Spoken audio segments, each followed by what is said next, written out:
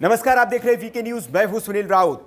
अरुणाचल प्रदेश के तवांग से जो बड़ी खबर आ रही है, उस खबर के मुताबिक भारतीय सेना और चीनी सेना पीएलए सैनिक जो है उनके बीच भिड़ंत हुई है और इस पर अब ऑफिशियल मुहर भी लग गई है।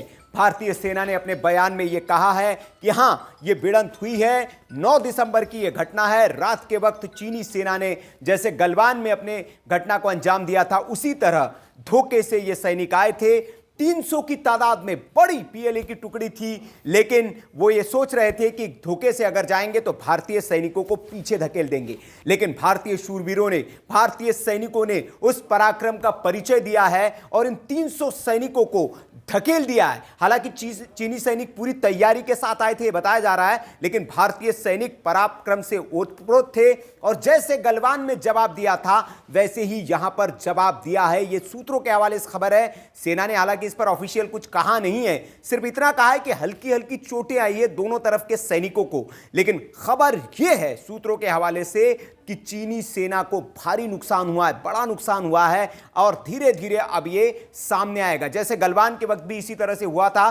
चीन की ओर से कहा जा रहा था कि नहीं, हमारे सैनिकों को कोई नुकसान नहीं हुआ है, लेकिन बाद में जिस तरह की से उनकी खबरें सामने आई थी, जिस तरह से, और बाद में उन्होंने माना भी था कि यहां भारी पैमाने पर नुकसान चीन की सेना को हुआ है। तो खबर यह है कि यहां पर भी अरुणाचल के तवांग में जो घटना हुई है उसमें भी भारतीय जवानों ने चीनी पीएलए सैनिकों की जमकर कुटाई की है और भारी नुकसान वहां पर हुआ है। कई सैनिक घायल हुए हैं।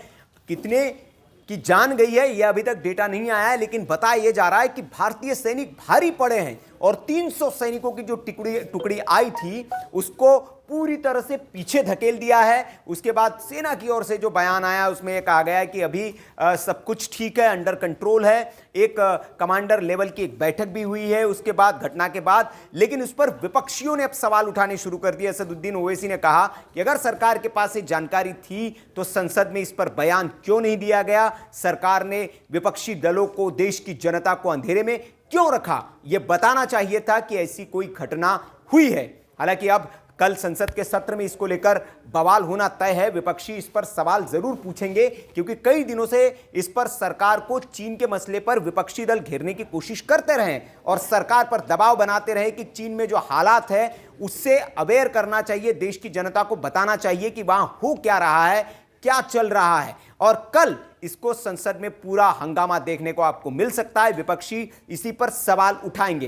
हालांकि कांग्रेस का बयान इस पर आया, बेहद ही नपातुला बयान कांग्रेस ने दिया है और कहा है कि सरकार को वहां जवाब देना चाहिए, चीन को मुंहतोड़ जवाब देना चाहिए जिस तरह की घटना की है। तो ये तमाम तरह का अपडेट है, लेकिन असली खबर यह है जो सूत्रों के हवाले से बताई जा रही कि भारतीय सैनिक जो है वो भारी पड़े हैं चीन की सेना पर, जो पीएलए की टुकड़ी आई थी, और पीछे धकेल दिया है और भारी नुकसान हुआ है चीन की सेना को। यह खबर है ऑफिशियल, हालांकि इसमें नहीं है। जैसी कोई अपडेट आता है हम आपको देते रहेंगे। इस मसले पर वीके न्यूज पल पल की अपडेट आपको दे रहा है। चैनल को आप सब्सक्राइब कर लीजिए अगर नहीं किया है तो, और ऐसी खबरों के लिए देखते रहिए वीके न्यूज।